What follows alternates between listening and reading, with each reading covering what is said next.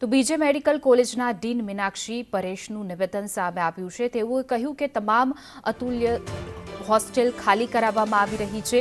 એએઆઈબીની team તપાસ માટે સવારે આવી હતી। તપાસની કામગીરી માટે હોસ્ટેલ ખાલી કરાવી છે। તમામ રેસિડેન્ટ ડોક્ટર્સને રહેવાની વ્યવસ્થા કરી છે।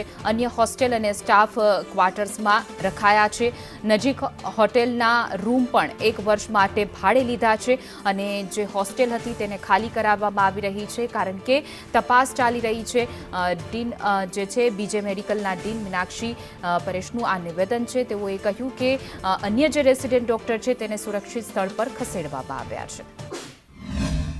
સવારે એવી વાત હતી કે છોકરાઓને હોસ્ટેલમાં કામ કરાવવામાં આવ્યું છે, પણ એમાં એવું છે કે આ જે દુર્ઘટના ઇન્વેસ્ટિગેશન્સ માટે aircraft accident investigation bureau which comes under the civil aviation ministry એ લોકો દ્વારા ઇન્વેસ્ટિગેશન માટે અતુલ્યમ 1 થી 4 ખાલી કરાવવામાં આવી રહ્યા છે।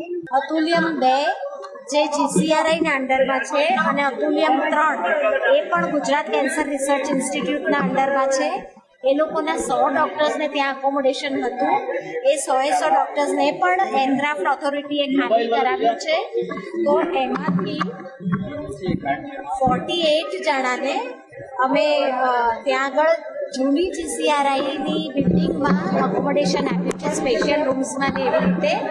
અને બાકીના જે છે એ લોકોને દિગ્વિજય લાયન્સ કરીને સિવિલને અડીને જ ત્યાં અમારે પહેલાં પણ સ્ટુડન્ટ્સ રાખ્યા હતા। ત્યાં અમે લોકોએ 1 વર્ષ માટે 50 રૂમ ભાડે લઈ લીધું છે અને રેસિડેન્ટ ડોક્ટર્સને ત્યાં આપી દીધું છે।